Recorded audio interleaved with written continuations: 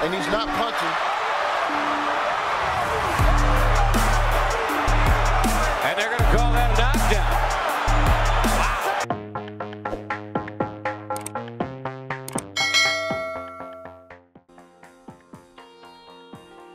Pagmamakaawa ang ginawa ni Shane Mosley sa kanyang trainer na ihinto na ang laban.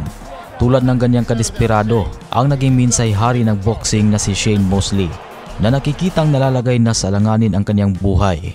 May 7, 2011 na magkatagpo ang pound for pound king at WBO welterweight champion na si Manny Pacquiao kontra sa nooy naging hari din ng boxing na si Sugar Shane Mosley. Nakalipas ang 6 na buwan matapos makuha ang kanyang ika-8 dibisyon ay binakanti agad ni Pacman ang kanyang WBC Super Welterweight title at bumaba muli sa 147 pounds para doon na maghari. Ngunit hindi naman nagpatinag si Mosley sa lakas ni Pacquiao at ang iniisip nito'y kayang-kaya niyang talunin si Pacquiao. Sinabi pa nga nito na mas malakas, mas mabilis at mas malaki siya kumpara kay Pacquiao. At may pagmalaki pa nitong sinabi na wala pa raw nakakatapat si Pacquiao na katulad niya. At ganoon na rin tulad ng ibang mga nakatapat ni Pacman, matinding gulpi ang inabot ni Mosley sa laban. At mismong si Pacquiao ay tinuturuan na ito ng gagawin para lamang tumagal sa laban. Makikita ang respeto ni Mosley kay Pacman sa laban sa unang round pa lang.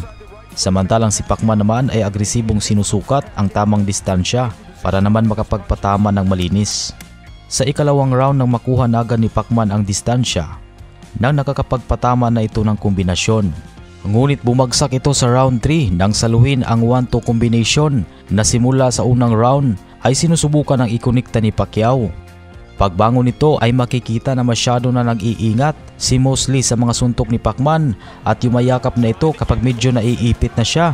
Pagsapit ng round 4 ay mapapansin na hindi pa rin talaga nakarecover si Mosley sa kanyang sinapit mula sa pagkabagsak nito sa 3rd round. Tuloy-tuloy ang paghagupit ni Pacquiao sa round 5 habang si Mosley naman ay tila natatakot na sa power punches na maaaring makapasok kapag nakipagpalitan siya ng suntok. At hindi naman ikinakatuwa ng mga manunood ang ginawang patakbo-takbo ni Mosley sa ika-6 na round na nagpapahiwatig na ito ay takot na takot pa rin kay Pacquiao. Samantala naging maganda naman ang panimula ni Mosley sa round 7 na bumibitaw na ng jabs ngunit muli na naman itong sumalo ng mga kombinasyon sa kalagitnaan ng round at makikita na walang pagbabago sa kondisyon ni Pacquiao na agresibong bumabato ng mga suntok. Pag-akyat naman ng ika-8 round ay tinangka ni Mosley na makipagsabayan na kay Manny Pacquiao. Subalit sobra-sobra ang bilis ni Pacman para sa kanya, nahirap talaga itong makapurma. Sa round 9 ay muli na namang nagpasabog ng kaliwat kanang kombinasyon si Manny na para bang nagsasabing mukhang wala nang talagang pag-asa si Mosley na makaganti pa simula sa unang round na kung saan ang mga suntok nito ay lalong nagpamaga sa mukha ni Mosley. At pagdating naman ng round 10 ay makikitang tila nasa survival mode na si Mosley habang pinaulanan ng mga suntok ni Pacquiao hanggang sa aksidenteng bumagsak si Pacman na binibilangan naman ng referee na hindi tama. Pagdating naman sa corner ay pinapahinto naman ni Mosley sa kanyang trainer dahil sa injury nito sa paa. Subalit di naman pumayag ang kanyang trainer na itigil na ang laban. Pag-umpisa ng round 11 ay gusto nang tapusin ni Pacquiao ang laban subalit nakahanap ng teknik si Mosley na matutunan na nito ang patakbo-takbo. Pagsapit naman ng round 12 kung saan ang huling round ng laban ay maliwanag na talagang wala ng pag-asa si Mosley at tanging nais na lamang nito na makaabot ng sukdulan. Tama sa mukha at katawan ang paulit-ulit na kanyang sinalo mula kay Pacman sa mga walang tigil na atake. Nagtapos ang laban sa pamamagitan ng unanimous decision.